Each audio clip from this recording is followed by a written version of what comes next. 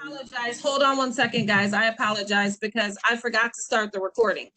So we're going to have to run that back real quick. Okay. We on now? Yes. Okay, welcome to the June 11th meeting of the Citizen Review Board, City of Syracuse. We have a quorum. It's a little after 5:30. I'm Peter McCarthy, the CRB chair, and I am now opening the meeting. We have, I believe, two guests with us today. One is our attorney, Ryan Souzer. And hi, Ryan. And one is Kyle, who is a counselor with a program here in Syracuse. Is that correct, Kyle? Yes, Syracuse Adult and Teen Challenge. Okay, and Kyle will speak to us later during the community input portion of the meeting. First item, approval of May meeting minutes. Could I have a motion to approve? Lori? And second? Cliff? Okay, any discussion? Cynthia wanted corrected that she was only there for part of the meeting. Yes, I would like to make a suggestion, just to let it be known that I was only there for maybe about a good 10 minutes of the meeting. So I didn't hear everything that was going on, but I did read the minutes. So I'm fine with the minutes at this point. Thank you, Cynthia. Okay, and our chairperson's report. Renette and I had a couple of interviews yesterday. One was with WAER, or is that the one that's coming up? I'm sorry. No, we did WAER on Tuesday, I think, and then we did 3 and 9 the other day. Yesterday we did CNY Central, I guess it is, Channel 9, and we also did one reporter from Syracuse newspapers. And I think he said that article.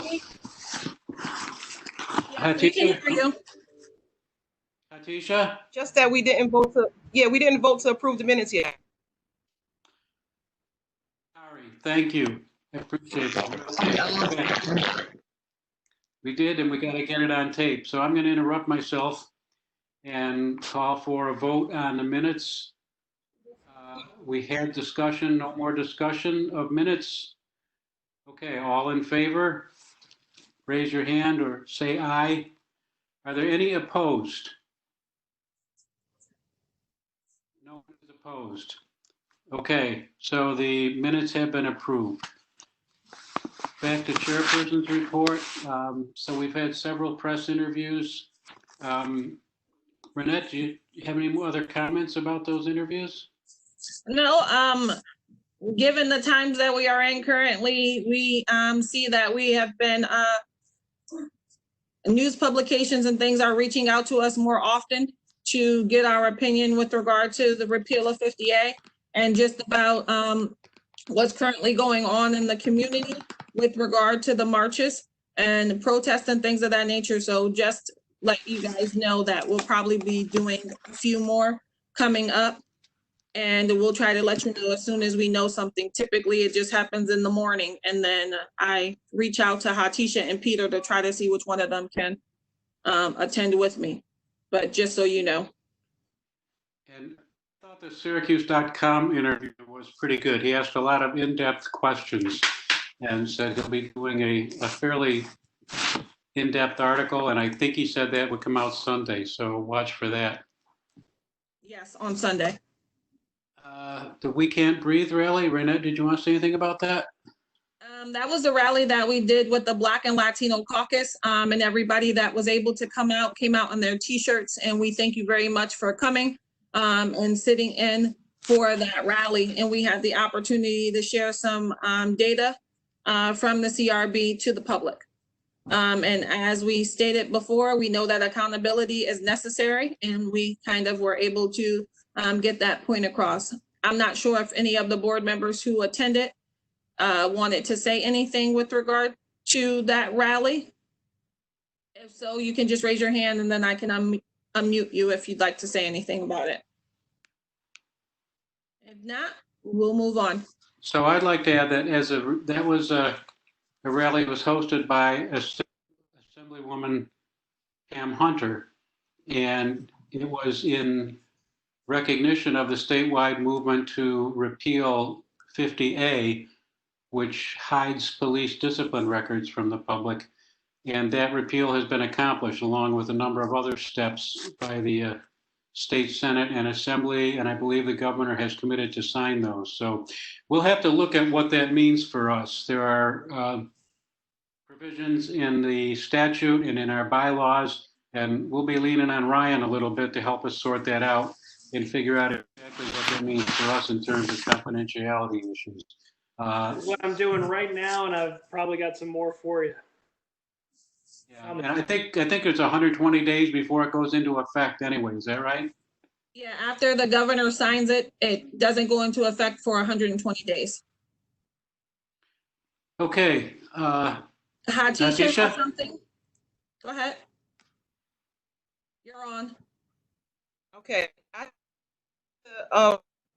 That since I became a board member, we've been talking about 50A and getting information to the public, and I think it was just beautiful to know so many citizens realize and understand the information that cannot be part of the public.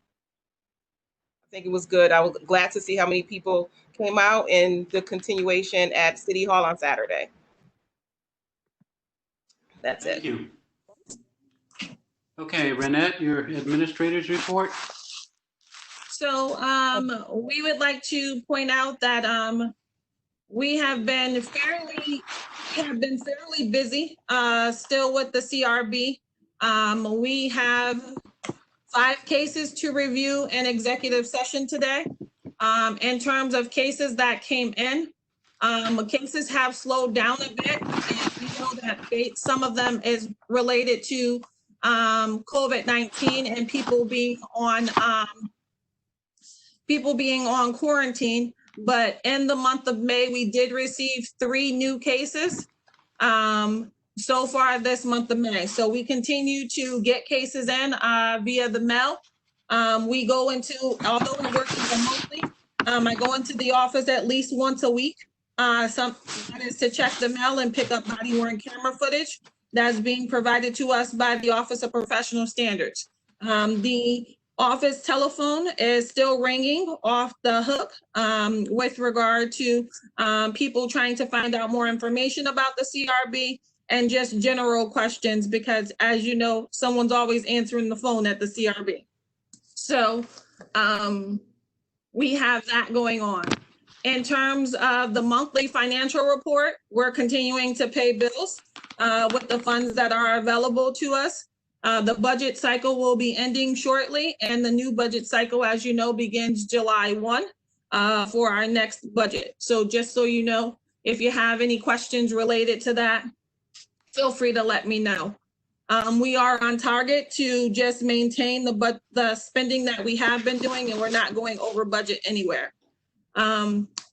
So as we know, the national conference for the Association of Civilian Oversight and Law Enforcement is typically held, this year was going to be held in Arizona, in Tucson, Arizona. But based upon COVID-19, they are deciding that they're going to do a series of 32 webinars, and the cost is $275 and a processing fee of $11.22. So I wanted to know if the board would be okay with me attending those conference webinars via remote and to pay that fee so that we can have all of the information from what we would typically do in person. And so it actually is cheaper on our travel budget with us not traveling. So if someone would make a motion related to that, that would be great. Dana, question? I'll make a motion to approve that. Thank you, Dana. Can we, it looks like Cynthia is seconding the motion. Yes. All right, Peter, I'm gonna unmute you, sorry. Go ahead, Okay. Peter. So that's for the NACOL conference, and then we would need one for the DAGO conference as well. Is that right? Yes, so we still need to vote because we just had motions to approve and we just need to vote still. Any discussion on motion to approve the NACOL conference virtual attendance and the fee? Any discussion or questions? No. All in favor? Raise your hand. Any opposed? Okay. If someone is opposed and they're not muted, is there a chat we could see, Raynette, if someone There's wants? a chat right here. There's a chat function that looks like that little bubble that you can put it in there. I can unmute the phones just to make sure that everybody is okay. Let's do that when we take a vote. Well, you can unmute all for a few seconds in case anyone wants to vote no. That seems reasonable to me. Okay. Anyone voting no on the NACOL conference? No. Okay, next we need a motion on the Bagel Law Group for $650. Motion, Cliff's making the motion. Could we have a second, please? Cynthia is seconding it. Okay. You mute the phone. Any discussion of the Bagel Law Group allocation? Okay, all in favor? Any opposed to that? Any abstentions? Atisha, are you abstaining?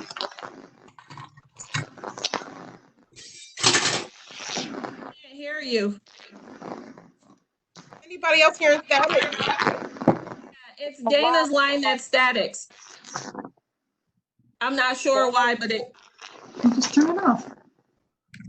so we typically, can you hear it now? Yes. Yeah, All that right. sounds better. Okay. Is anyone opposed to the Data Law Group expenditure? That's passed. Okay, Renette, we're on to code for Syracuse. So I received a request during our Black Lives Matter when we were out protesting related to this. Someone asked if we would be willing or thought about ways in which to have our complaint form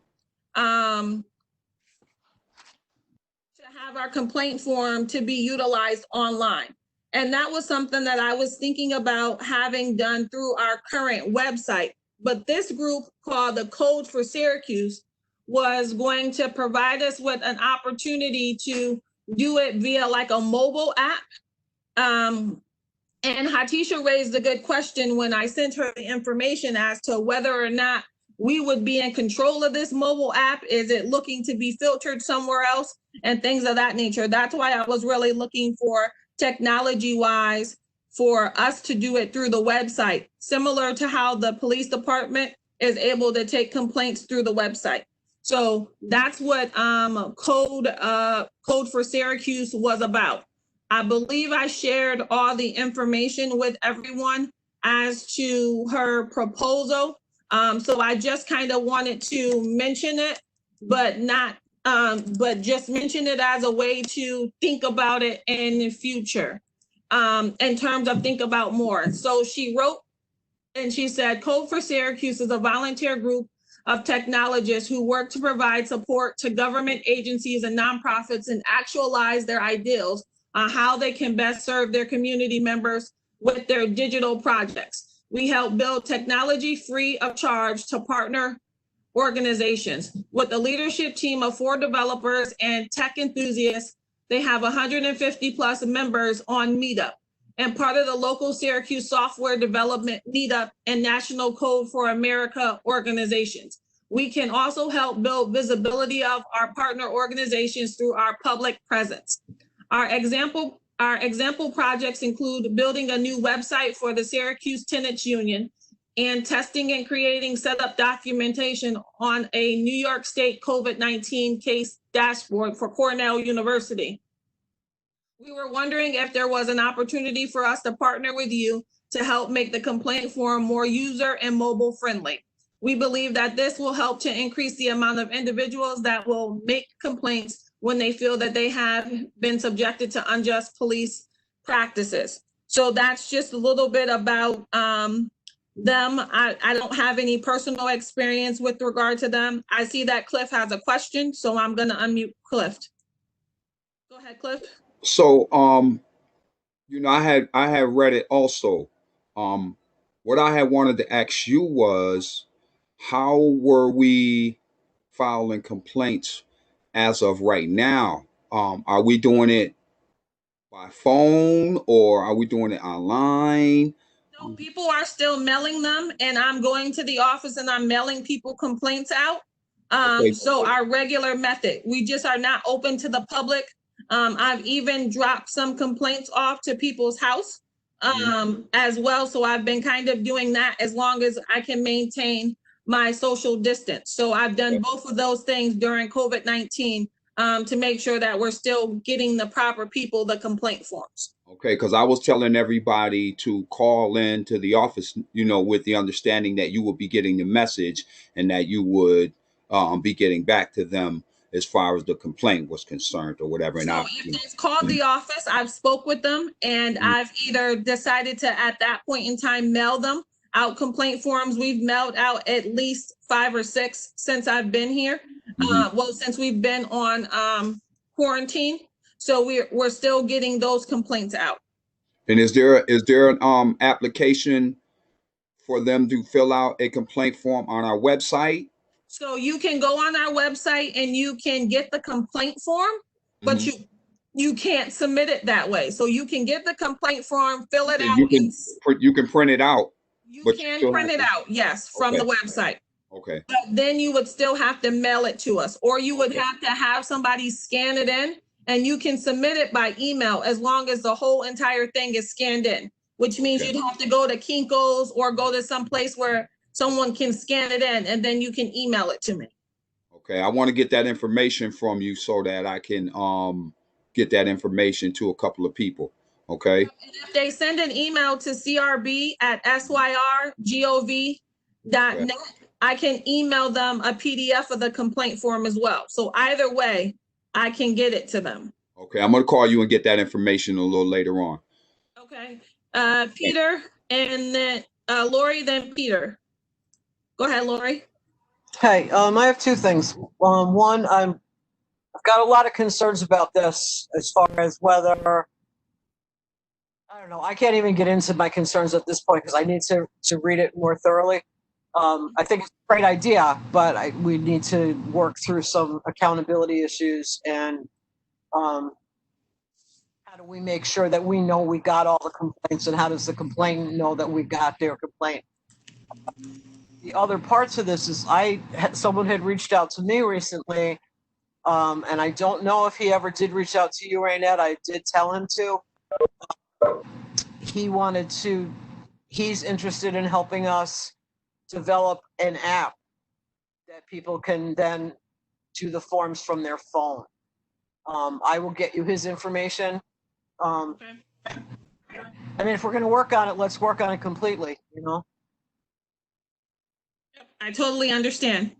And I know that the city's webpage is almost finished, and we had a meeting with regard to that the other day, and it should be rolling out close to the beginning of the year. But they give us an opportunity to to familiarize ourselves with the new website and things of that nature. So that's the reason why, it's all coming at the same time. And I would like to, have DocuSign incorporated into that so people can electronically sign it and things of that nature, because I think that we have to be one with the times. But I do have some concern as well. And that's why I said that I would really love for, everybody's input. And if you would like to assist with regard to looking into this further, I would greatly appreciate it, into those type of things, because we need to, consider it as well, or then consider how we can use our current website to do the same thing if we're not thinking this other way.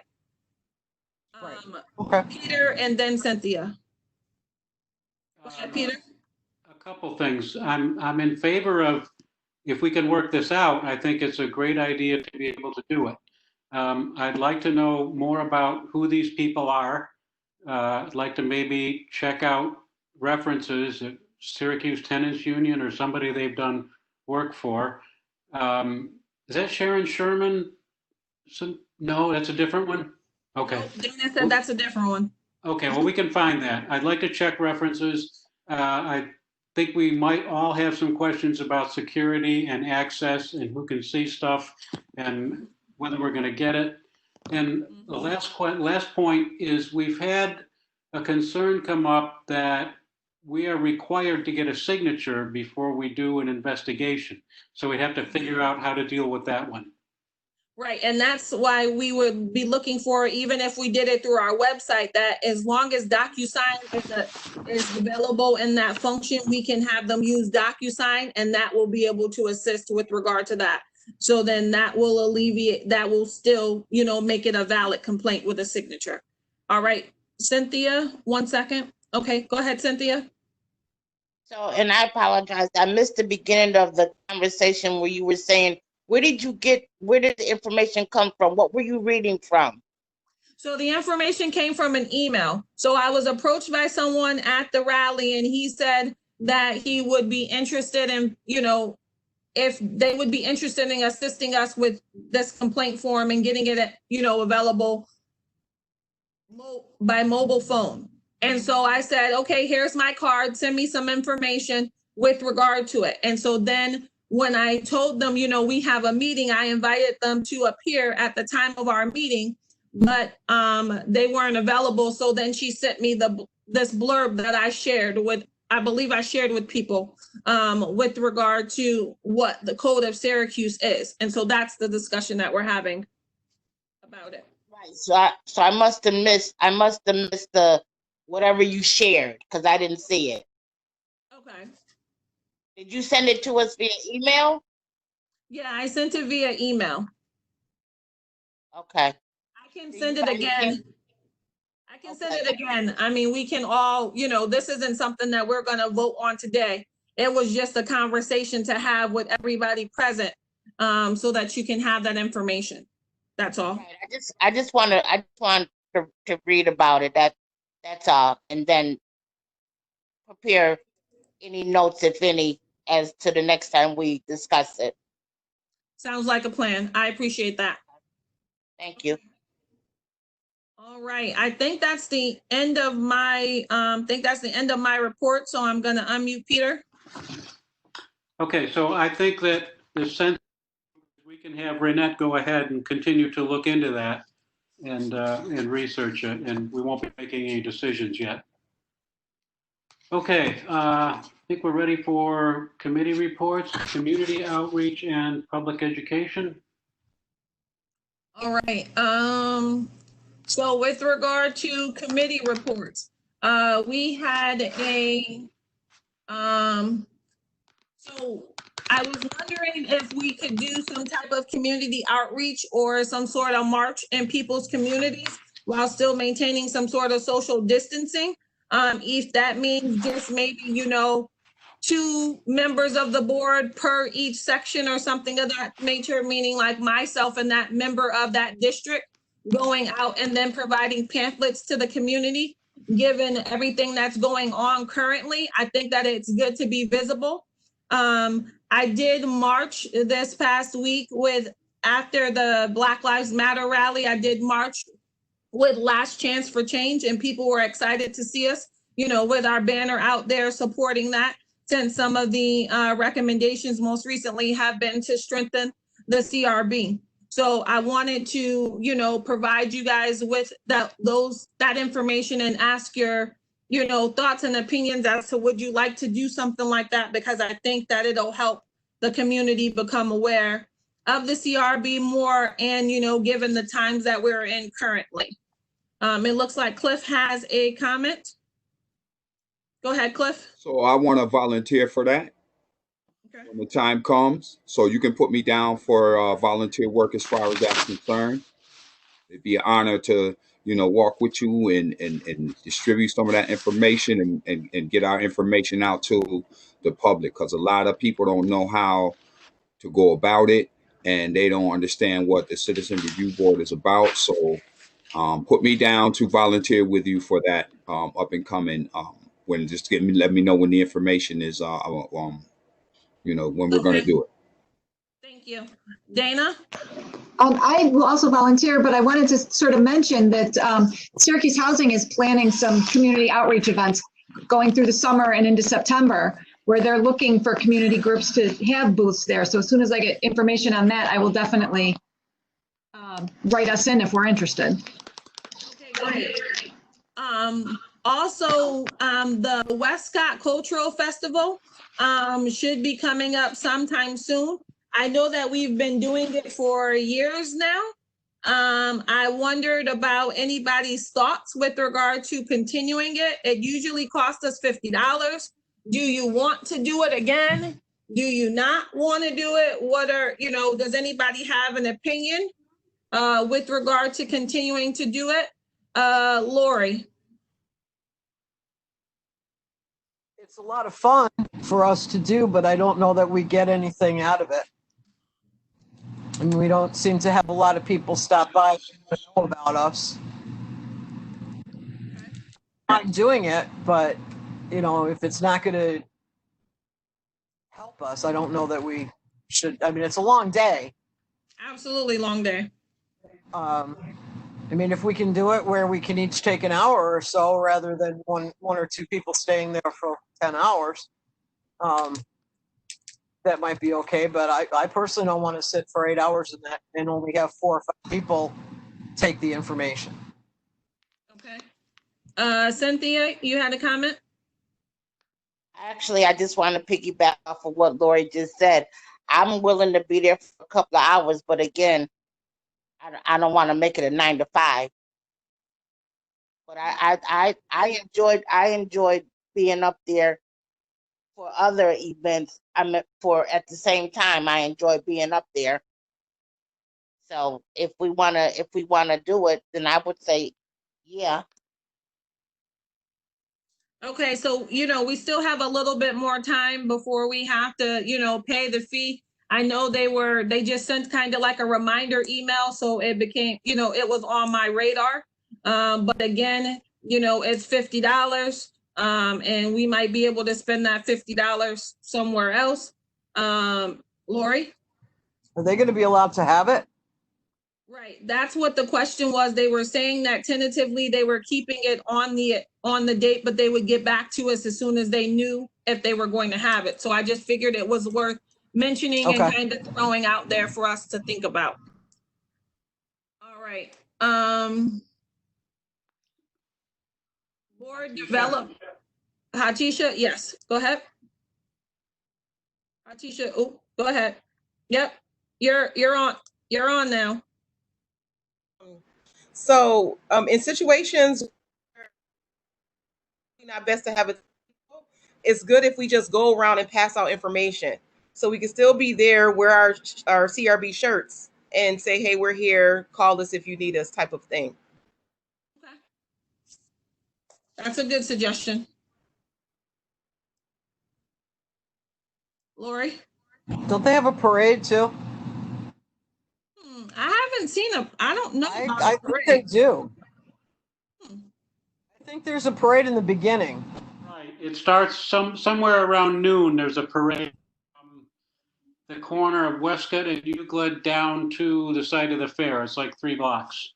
Yeah, it's not a huge parade, but Must miss it every year. but we could do that, like Katisha said, do that and then pass information when we get down there. I think we're usually standing at the table when the parade goes by. We've never actually walked in the parade. We're usually at our table and the parade walks by us. So I have seen it, but we've never participated. I don't know how you get into the parade. Right. Dan has a comment. I have a question. Well, I have a comment, and I want to go back to the apps and the trying to get the code online and so on and so forth. I think a big issue here is confidentiality. We don't want either the people who design the app or anybody else that's not entitled to the information to get it.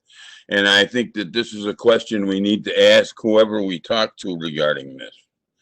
I think that this is, I mean, we've taken so much time with the confidentiality agreement and so on and so forth to now just open this thing up so anybody can have access to it would be counterproductive, to say the least. I agree.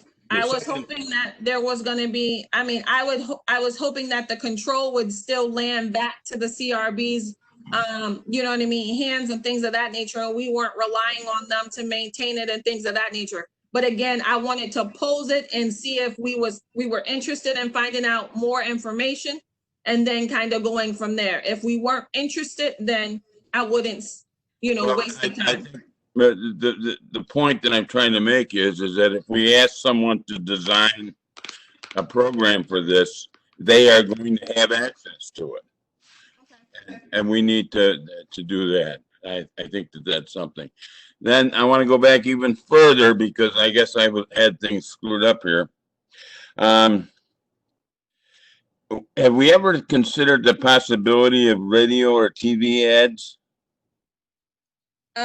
Yes, Roberto has looked into trying to get on the radio for us, and it has been a little bit difficult trying to find somebody to answer at the radio station.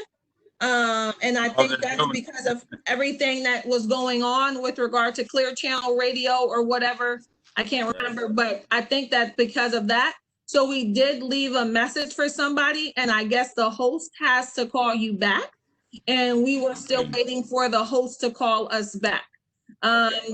We were on a Facebook Live last month, and just the other day, I was actually on another Facebook Live through Unapologetically Josh and Straight Indie Radio, and we were talking with Last Chance for Change and talked about the CRB.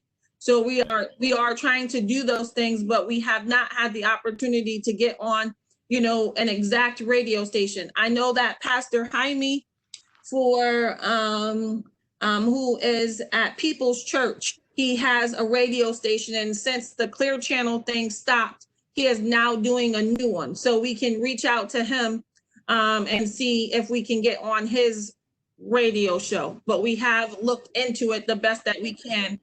Well, I think that at this point in our career or our program here, we need to look into every possibility for public exposure. And I think that I just think that that's a popular thing, radio and television too. I mean, I realize there's probably some cost involved there, but we did get that $5,000 grant last year.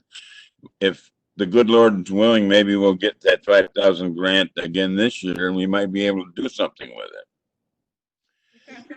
Okay. Am I on? Yes. Okay. I know Twiggy Ballou might be a good contact for radio. I know she was disappointed when Clear Channel cut back, but she may well have some other contacts up to date that would work for radio programs rather than ads. Okay, anything else? Not with regard to that. I wanted to talk about if we're going to go to board development and training. Cynthia, you got a question? Yeah. Cynthia has a question. I had a question in regards to the advertising. Two things. First of all, you know, ever since the Clearwater had their issue, also Cora Thomas has a radio station that she's on. And I'm not sure exactly what days. I think it's Sundays. And then last but not least, also, if Roberto can look into Bridge Street, because Bridge Street is on Monday through Friday, and they always have different guests on there. I don't know if anybody's ever seen it, but they have different people on there, you know, recognizing things that are taking place in Syracuse and the surrounding areas. So maybe Roberto can check in with Bridge Street. Yeah, I did mention to Roberto that we probably needed to go on Bridge Street sometime closer to the summer. But I know, right now it's kind of striking while the iron's hot. So, it might be worth reaching out a little sooner. But I was thinking sometime in the summer when people are a little bit more home, that kind of thing. But, that was before we had COVID-19 going on and people have been home. So that's definitely a good point. Thank you, Cynthia. We'll put that on the list as well. Okay, so board development and training is next. Annette, you gonna look into doing an online thing with Bob? Yeah, so Bob Stewart reached out and said, would we be interested in doing some sort of Zoom? Would we be interested in doing some sort of WebEx training? And I said, oh, great. I was happy that, he offered that to us. So I was thinking that we can do a doodle poll and see when might be a good time for everybody to be available to do it, because I think that, that was one of the things we missed and our training session being canceled was the ability to speak with Bob Stewart. I thought that was going to be, something good for us to listen to. Dan? That you answered my question. I was wondering if when we had to cancel that because of the virus, I was wondering if a new date had been set or they had been put on hold so that they were all ready to come back in again. And so it would just be a matter of us choosing a date that's compatible with their schedule.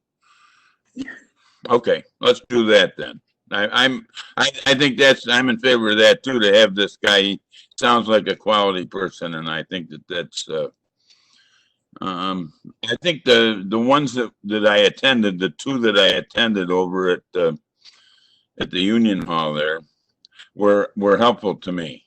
I learned more about myself than I did about anybody else, and so the bottom line is I think that's something we ought to really look into. All right, great. Thank you, Dan. Cynthia? I'm going to say you all do realize that at 12:01 tonight that we are now into phase 3. So maybe Hatisha can see if we use one of those big rooms that we had when we had the meeting last year, will it accommodate us? We'll be 6 feet apart, and there's only 10, 11 at the most of us. Maybe we can do that again versus being on WebEx. Just a thought. Let's start with finding out the city's policy on when we're going to have any kinds of meetings. But I think Cynthia's right. It's time to look into that. Because maybe we could schedule something for July or something. If we end up doing WebEx, here's my question. One question I have. My own opinion is I can't stand to be on a Zoom meeting for more than about an hour. I can't imagine doing, a 3-hour presentation with Zoom. So I would think, and we were talking to Bob about doing a half day. So I think we'd have to look at the possibility of doing a few short sessions instead. That's my opinion. Yeah, it would definitely, in my opinion, be shorter than like 4 hours worth of WebEx or anything like that. It would be broken up into pieces because of that. Just because of the nature of the information and just, preferences and things of that nature. So I just wanted to make sure we touched base on that. Okay, so we're going to look into what the city's policies are for stage 3, right? For this and for our own schedule of hearings or anything else.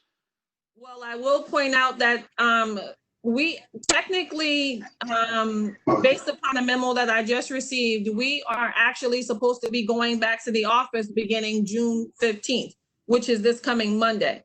Now, it kind of said that it was a suggested return back to office kind of thing. We would be going back at the same time the Common Council office would be going back, the city clerks, and I think 2 other departments or 3 other departments. But it it did not tell me if the council was going to then be having its open meetings. It might just have people in the office. So we still have to get a little bit more clarification on that as well. So we'll keep you posted with regard to that. And like Peter said, we'll look at, what's the meeting capacity going and things of that nature. So we'll continue to look at that. All right. Okay. Government relations. We had a June 1st meeting with our government relations group. Renette, you want to talk about that? So in that meeting, I know Dana attended that meeting and Lori attended that meeting, and Peter and also our attorney Ryan attended the meeting. We talked about the confidentiality agreement and sending it back out to Kristen so that she could make those tweaks. And I don't know if Ryan wanted to chime in. Did you receive something back as of yet? I was going to add anyway, generally, that it seemed like Kristen and the chief were kind of more focused on other things at the moment. And I could kind of hardly blame them. I mean, they wanted to get out of that meeting quickly. The chiefs was kind of like this, like not really looking. And they're usually they give us plenty of time. They're usually very receptive, lots of stuff to talk about. The chief, in fact, is often very forceful at these meetings and saying, I want this done, I want that done. But it just seemed like they were a little preoccupied. So I have not received it back yet. Responses to our comments to the confidentiality agreement. Frankly, I think that with this 50A legislation, we might want to reconsider that language anyway. It's kind of too early to tell, but it might be something that we want to reconsider because we might not have the same obligations that we do after that 50A law is passed.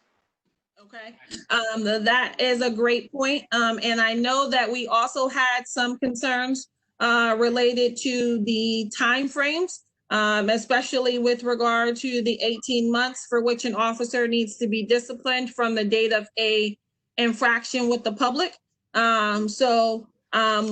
I believe they were going to work on some things and kind of figure out what we would agree on if the governor's stay with regard to that was going to work for us. Is that what you recall? Hold on one second. I'm sorry. This is the CRB phone. Yes. So it is my. Go ahead, Ryan. It is my opinion that the stays that are currently in place would apply. And it was my understanding too from Kristen that she was of the opinion that the stays would apply as well. But then when we got into the discussion of whether we should draft something and have a sort of letter agreement or something like that, the dilemma became that we didn't really say out loud, but I think is what Kristen and I were both thinking. Well, the police department would need to be a party to that letter agreement for it to make any difference. And they are likely not, like they may well not sign something like that, even though it's pretty innocuous. And so my feeling became, and I think this is where I still wind up, is that I'd almost rather not send something to the police department to have them say they're not going to sign, because that sort of tees it up. Whereas if we just kind of leave it, we leave them taking if we get to this point where it becomes an issue, we leave them taking the preposterous position that even though they didn't say anything, they just viewed our deadline to be running, even though nobody else's deadline was running. You know what I mean? This has to do with the 18-month cutoff for discipline. That's what we're talking about? We're talking about that. I think that is the biggest concern, but then also the just general deadlines for the CRB and the police department to exchange items, 30 days and 60 days. So it's both. But yeah, the 18 months is the more pressing one, because if they take the position that, they can ignore us, or they just don't need to impose discipline beyond 18 months. I think that I'd almost rather have that fight at the time they decide to do it than have the fight sort of hypothetically now by offering them a letter memorandum, like a letter agreement that the city and we agree on, but that they may not because, why not fight it? You know what I mean? Okay, Absolutely agree. That was someone wanting to join in via WebEx, so they should be on here now. But the city does agree, and I don't think that any reasonable attorney would say otherwise. It might just be that they're forced to do so because the police department chooses to take a ludicrous position. And it wouldn't be the city doing it. It would be another attorney on their behalf.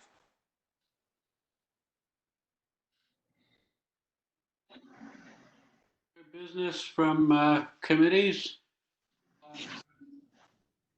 Cynthia, you and I talked about something a couple weeks ago. I thought we'd bring that up in executive session because it might touch on personnel issues.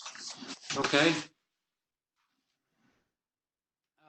Any other business from committees or questions from the board before we go to community organization? Lori has something, and then Cliff. Thank you. I just wanted to let you know, and I can send you guys this information in an email. I sent it to Raynette earlier today. On Tuesday, the 15th at 10 o'clock, there's going to be a webinar on understanding police unions. So I'll send the information out if anybody's interested in joining that webinar. They'll have to RSVP and then get the call-in information. The man that's doing the presentation is Bill Fletcher. Hatisha might know him. He's a very good unionist, activist all around. So if nothing else, he's fun to listen to. So I'll send information in an email to everybody, but I just wanted to let you know. Great. Cliff, let me unmute you. Go ahead. So I wanted to touch base on what Ryan was saying, because a part of our problem, as far as the review board is concerned, is getting cases in a timely fashion so that officers can be held accountable in that regard. What they're doing is delaying the cases so that time frame or that, what you call that statute of limitations runs out as far as them being held accountable discipline wise. So that's something that we need to be addressing with regard to 50A. Just to make sure that people understand, how they go about doing what they do.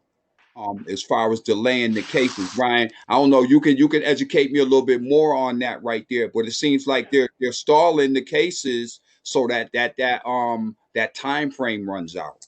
Yeah, so basically that gets to, there's a few different things at play. There's this exchange of information that when the CRB receives a complaint, the CRB needs to provide it to the police. The police need to then respond with certain information so that the CRB can then make its determination, and vice versa. Sometimes complaints will go directly to the police. They need to let us know that there has been a complaint, and then we will review that. Those are statutory in terms of they are Syracuse local law. There's also this 18-month period, which is found in the New York State, I want to say it's the civil service law, that any discipline imposed upon a police officer can only happen within 18 months from the date that the conduct occurred. So what they had done in the past was they had these, and this is what we're trying to address now, but they have these very old cases that they did not provide CRB with the information CRB needed to review. And we were given in the past a sort of aw shucks, there's no rhyme or reason to why we're not giving you the information on these particular cases. We're just really busy. The fear is that there could have been bad faith in that maybe some of these cases are not, maybe some of these cases are being deliberately slow-battled. Now, I will say that now we have significant cooperation, is my understanding, from the police department in getting those old cases off the books. Many of them are going to be outside the 18 months, but we can still make recommendations that would then go into the file that would potentially then be subject to discovery by these 50A things, but maybe not. And obviously there's also a case on appeal as to whether those kinds of recommendations should be available in evidence in a civil or criminal trial, but this case was civil, against the police department. So there's a lot at play. I think that with respect to our issue specifically, we're getting a lot better. The police department is getting a lot better at sharing with us information in a timely fashion. And the city and the CRB seem to agree that if we can't do something strictly within 30 days or strictly within 60 days, just during the COVID pandemic, that's okay. And the city and CRB are at least in agreement that this 18-month period of time doesn't run during the period of time that we have these stays in place that were ordered by the governor, and they've also been ordered by the various heads of the judicial departments in New York State that basically say any deadline, court imposed or statutorily imposed, is extended during the COVID period. And it's my feeling that there's at least the possibility that the police department would say, well, that doesn't apply to us, but that is a ludicrous argument. And I do not think that that would be warranted. So like, we would need to know that there is a particular case that is, we recommend discipline and it's 21 months out or something like that, right? And so there's been 3 months where this COVID time would really apply, and that they're deciding not to impose discipline anyway. I think just for that reason, I think that would be a serious mistake on their part, and we have to see if they actually try to do that. Thank you, Ryan. Peter? I'd like to make one quick point about the 18-month line. An officer cannot be disciplined, aside from the COVID-19 calendar issue. We've talked about in the past whether it's worth hearing a case that's over 18 months. And my point of view is we should not let that stand in our way of going to a hearing and making a determination, because it's not just whether an officer gets disciplined, which usually they won't anyway, but it's whether that decision goes into our records so that for that year we have so many cases of demeanor or use of force or whatever. Those are still valid, even if it's after 18 months. I think that's important. Okay, are we finished with all business? Dan, are you signaling or covering your lens? I think he was fixing it. Okay. I think he was fixing it. We just have to discuss briefly the police relations. We did have a police liaison committee meeting in which Cliff was able to attend and Dana was able to attend, in which we met the new members of the police liaison committee. We were on WebEx as well, and we had good conversation with regard to our concerns with body worn camera, and they were breaking some things down to us and things of that nature. So does Cliff or Dana want to have something to say with regard to that briefly, or did that cover it all? And we agreed that we were going to have another meeting coming up the next quarter. So just look for that email as well for us to do that.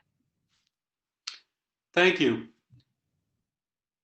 We're going to hear from Kyle Walker from Syracuse Adult and Teen Challenge for up to about 5 minutes, and then if any other members of the public want to say something. Kyle, before I forget, I'd like to ask you to say hello to Reverend Pilch for me. I haven't seen him in a few years, about 50. So tell him Peter McCarthy said hello. No problem, no problem. Am I unmuted? Yes, you are. Go ahead. I'm my biggest problem is going to be trying not to yell because I'm not used to this yet. I'm used to sitting in the meeting, getting in your face. My name is Kyle Walker. I'm originally out here from Brooklyn. I came through the program actually 10 years ago, and I'm going to read you the basic standard for Adult and Teen Challenge so that you can get a really, really clear idea as to who we are, what we do, and what is the positive effect from our existence here. Amen? Syracuse Adult and Teen Challenge is a licensed facility covered under the 501c3 nonprofit treatment center for men. And we treat men that struggle with life-controlling issues such as substance abuse, alcoholism, and homelessness. We were founded in Brooklyn, actually, in 1958. Teen Challenge has continued to grow into a worldwide treatment program with over 1,200 centers operating in every state and 125 countries worldwide, with outstanding success rates for those that complete the program. At our 9 to 12 month residential treatment facility here, we house up to 26 men, and they are given the physical, mental, emotional, and spiritual tools that are necessary to overcome addiction and live productive lives as members in society. We return them back to their fathers, their mothers, their children, their wives, and their community churches, their communities, and overall, we have a pretty good success rate. I stand as an example of some of the good work that we do. Now, a great deal of our success comes from partnering with local businesses, which is why I'm making a concerted effort to expand what we do in creating a relationship with you guys, because we need help. And if we think that we can do this on our own, then we would be making a really, really dangerous mistake. And so we need all the help that we can so that the community can understand that we are right here. And one of the things that I can assure you is that it's not about the lucrativeness of the agency, because what we do, we're barely making it because we're a non-for-profit organization. And when a guy comes to the door, whether he has the money for the intake fee or not, he's accepted into the program. Amen? Now, operating as a faith-based non-for-profit, we do not receive government assistance, and all of the funding for the program comes directly through donations made by corporate sponsors, alumni, friends, families, and local churches, of course.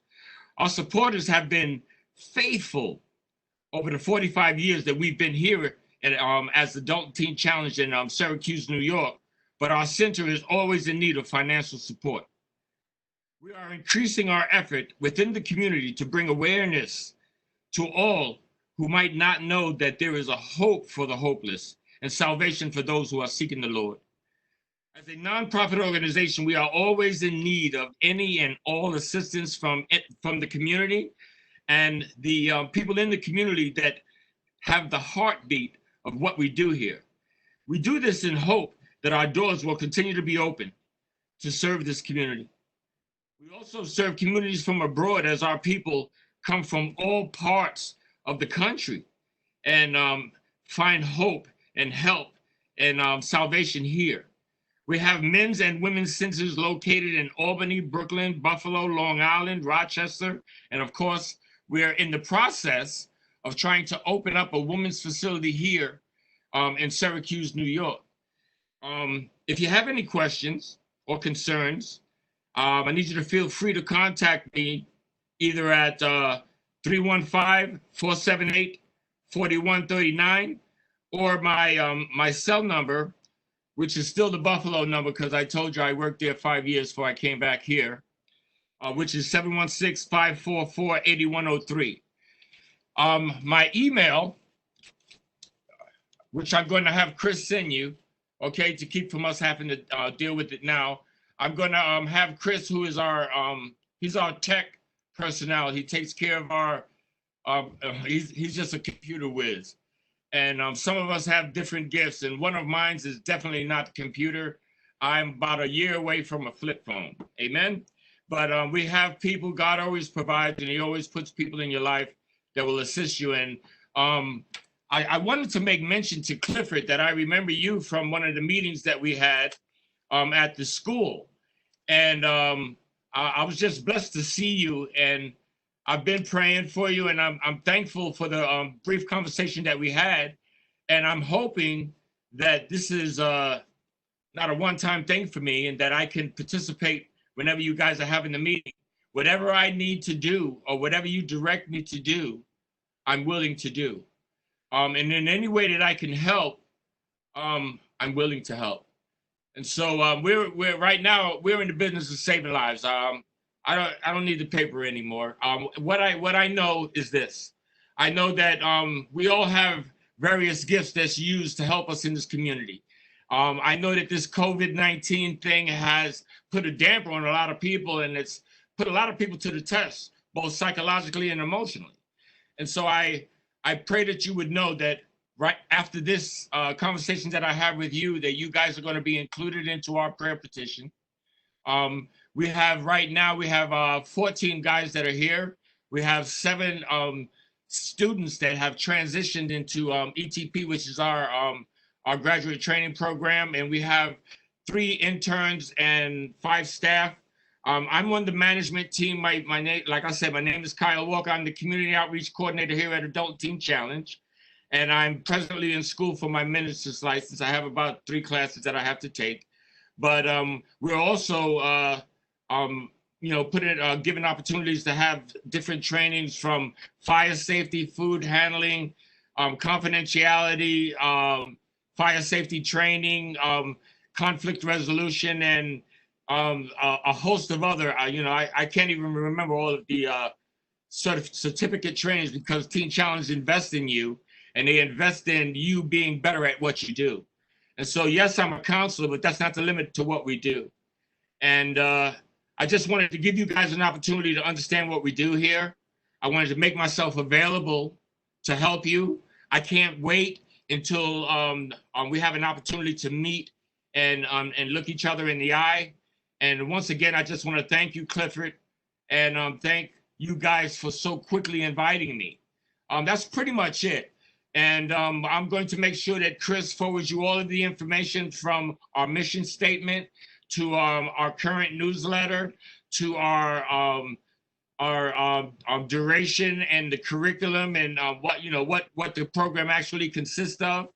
The appraised report is that we've increased our relationship with the judicial department, the corrections facilities, and we've. Well, I don't want to cut you off, but we do have another meeting that we have. So you have to finish up. Thank you, guys. God bless you. I pray that I'll be invited to the next one, that I didn't wear my welcome. God bless you. No. We look forward to seeing you in person. Thank you very much, and thank you for your work. Thanks for having me, and we'll keep you guys in prayer in this time. And I know that you guys are doing a good work. Be encouraged, and keep us in prayer on this side. Amen. Thank you very much. Yes, sir. I'll tell Pastor hello. We have 3 or 4 other members of the public on the call. If any of them wish to speak, could you put something in the chat and we'll recognize you? All right. We have Kaylee Begley who would like to speak, so I'm going to unmute her at this time. Let's see if I can. Kaylee, can you unmute yourself? Yeah. There you Can go. you hear me okay? Yes, we can. Great. Hi, all. Thank you for the opportunity. I'm grateful for the opportunity to attend this meeting. I'm wondering if any of the information related to the decisions of the Citizen Review Board are accessible to the public. So we give brief summaries related to the cases that we have hearings on in our annual reports and our quarterly reports. But based upon strict confidentiality, we do not have findings that are provided just to the public, but we do give brief summaries. And they also have summary data about the whole previous year, how many particular types of cases and so forth. So the annual and quarterly reports do have quite a bit of information, just not specific case information. Absolutely. Are the quarterly and annual reports available on the Citizen Review Board website? Yes. Is it up now, Renette, or is it interrupted? Some portions are available. The 2019 report is ready to be uploaded. We just need to see that it gets uploaded, but you can see everything from the first quarter, the second quarter, and the third quarter on our website. We may just need to see if the fourth quarter made it and the final quarter. And the annual report. So those ones may not be available, but they should soon. So we're working on that part. Thank you. You're welcome. Thank you, Kaylee. Any other member of the public wish to speak? I see that we have Gabe Stern. Gabe, would you like to speak?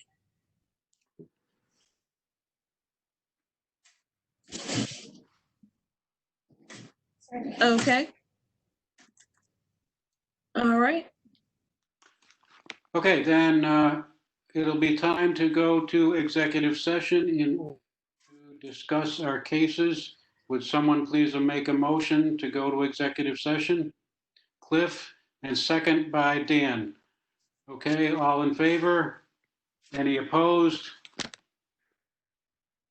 Okay, we're now moving Hold on to one second executive because we session. need to, okay, give me 1 second. We need to stop the recording and then we need to make sure that members of the public sign off. And then they can sign back.